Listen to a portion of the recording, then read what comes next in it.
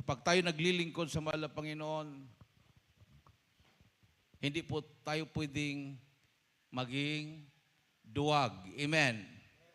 Saan ba itatapon ang duwag? Saan? Sa dagat-dagatang apoy. Yun yung tinatawag na final judgment. Lake of fire. Kahit yung nasa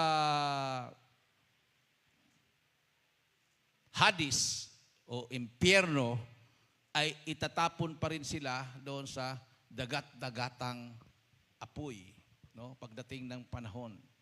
So number 1 na itatapon doon ay ang mga duwag. So ang duwag, pwedeng Kristiyano. Amen. Karamihan sa mga duwag, yung mga hindi mananampalataya dahil dahilan sa kanilang hindi pagpaniwala ay yung kanilang pagkaduwag. Takot silang usigin, takot silang pagtawanan. Maraming mga tinatawag natin mga silent believers. Pero hindi lang sila lumalanta dahil takot sila. Yun yung nakakapagpigil sa kanila. Gusto ko sanang sumama sa kanila, baka pagtawanan ako. Gusto ko sanang maglingkod sa Diyos, pero baka hindi ko makayanan. No? Yan ay dahil sa kaduwagan.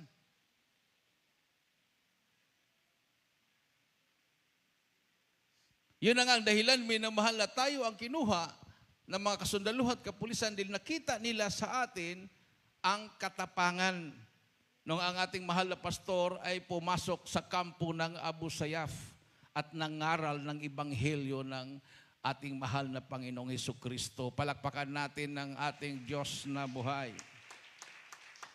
Hindi naman tayo kukunin sa mga sundalo at pulis kung walang napapatunayan. Amen.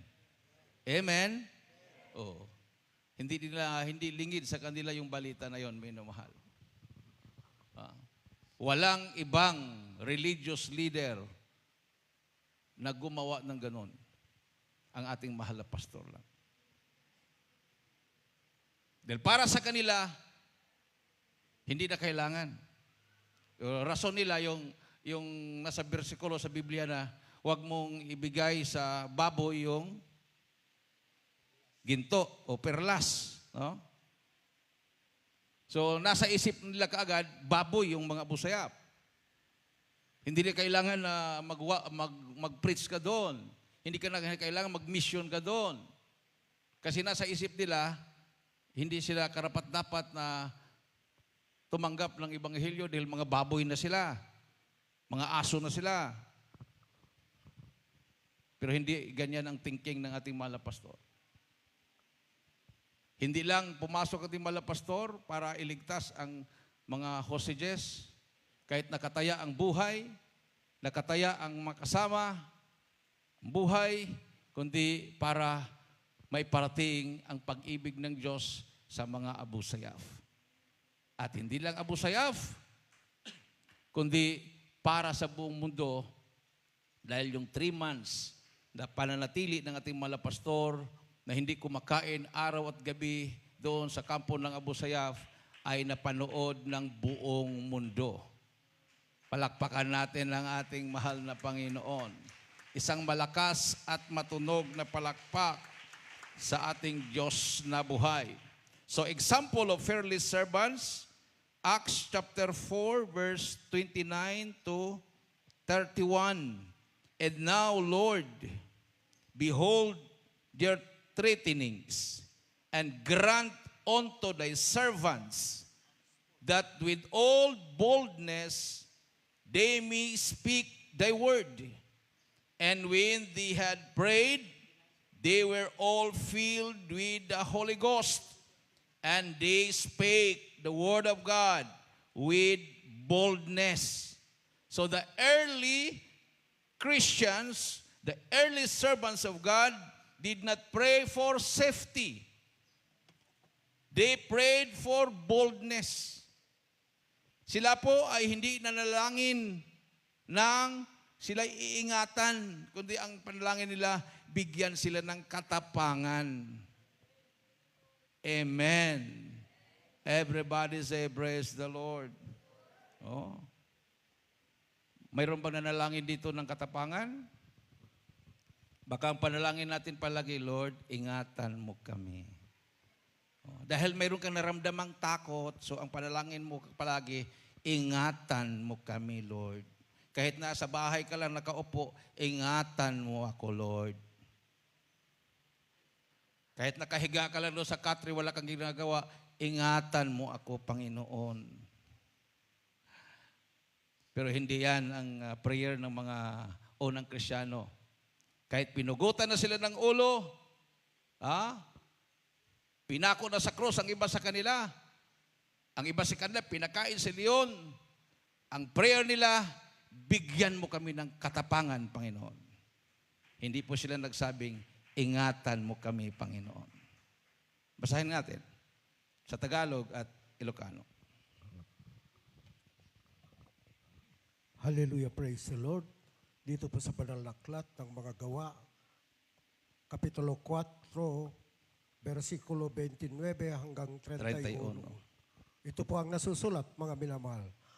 At ngayon, Panginoon, tignan mo ang kanilang mga bala, ipagkaloob mo sa iyong mga alipin na salitain ang iyong salita ng buong katapangan, samantalang iyong iniunat ang iyong kamay upang magpagaling at upang mangyari nawa ang mga tanda at mga kabalaghan sa pangalan ng iyong banal na si Jesus. At nang sila'y makapanalangin na, ay nayanig ang dakong pinagkakatipunan nila at nangapuspos silang lahat ng Espiritu Santo at kanilang sinalita na may katapangan ang salita ng Diyos. Amen. Praise God. Palakpakan natin ang ating mahal na Panginoon. Ilocano version kayo. Dito'y digiti Aramid 4:29 hinggang 31. Ket itangarud apo kitaen digiti panangam amesda ket ipay mo ad dagiti adipin mo sa wenda si tutured unay ti saom.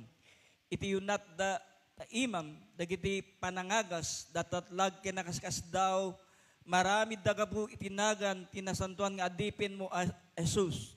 Ket idi nakapagkararagdan day didiso anak kaurnungan da nagkintayeg ket napno da amin ti Espiritu Santo ket sinauda as itutured ti sao ti Dios. Amen. Everybody say praise the Lord. Oh, anong pinagpray nila? Bigyan sila ng katapangan. Dahil nabalitaan nilang iba sa kanila, nangamatay na. Pinugutan na ng ulo. Hinuli, kinulong. Oh. Hindi nila sinabi, Lord, ingatan mo kami. Sabi nila, Panginoon, bigyan mo kami ng katapangan. Anong ibibigay sa kanila? Katapangan. Boldness.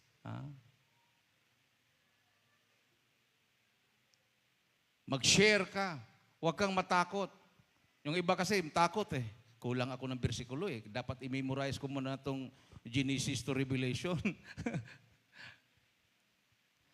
Hindi karunungan na nagmumula sa'yo. Karunungan na nagagaling sa Diyos. Nung sila'y napuspos ng Holy Spirit, ating pong narinig, ang binasa, minamahal, nagkaroon sila ng katapangan at ipinangaral nila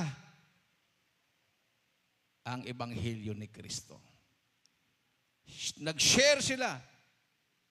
Ibinalita nila ang Ebanghelyo ng kaligtasan. Palakpakan natin ang ating mahal na Panginoon. Yun yung una naming naramdaman. Nung unang araw sa kampo ng Abu Sayyaf. Nung nagplano na sila ng pugutan kami ng ulo, isa-isa, habang kami nagpupuri, napuspos kami lahat sa presensya ng mahal na Panginoon. Nakita ko yung liwanag na galing sa malayo, minamahal. Kasi nakaharap kami sa silangan nung kami nagpupuri. Nakita ko yung liwanag galing sa silangan na parang kidlat. Tumama sa amin. Hindi ko mapigilan ng aking sarili. Bumuka yung aking bibig at nagsalita na hindi ko maintindihan. Ang naiintindihan ko lang yung Alleluia, Alleluia. habang kami napupuspos at ako'y nag-speak in tongues, sumigaw ang mahal na pastor, victory in Jesus' name. At nag-prophesy ang mahal na pastor, huwag matakot, kasama niyo ako. Sabi ng mahal na Panginoon. Gusto kaming barilin ng mga Abu Sayyaf. Sabi ng isang Abu Sayyaf, nung ikaw ay sumigaw at nanginginig, gusto na kitang patahimikin. Gusto kong abutin ang aking baril at ubusin ang bala sa iyong katawan. Hindi ako makakakilos. Palakpakan natin ang ating mahal na Panginoon. Everybody say praise the Lord. So yung po minamalang perfect example ng prayer ng katapangan. Amen? So, ang mga unang Krisyano, nung sila'y nanalangin, nabigyan sila ng katapangan, ng mangaral, napuspos sila ng Holy Spirit, at doon nag-umpisa sila na nangaral na may katapangan. Amen? Everybody say praise the Lord. So the early Christians did not pray for safety, they prayed for boldness. So God answered with the Holy Ghost and fear left. Ang takot ay nawala.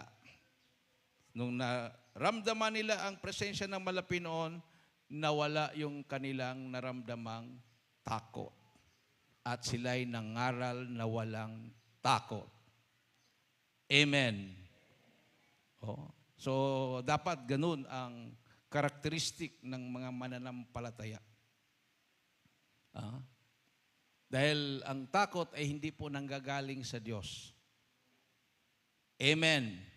Sa Daniel Kapitulo 3, versikulo 16 hanggang 18, Daniel chapter 3, verse 16 to 18, Shadrach, Meshach, and Abednego answered, O Nebuchadnezzar, our God whom we serve is able to deliver us. But if not, be it known unto thee that we will not serve thy gods. Everybody say praise the Lord. Sa Tagalog at Ilocano version, ating pong basahin sa Daniel Kapitulo 3, versikulo 16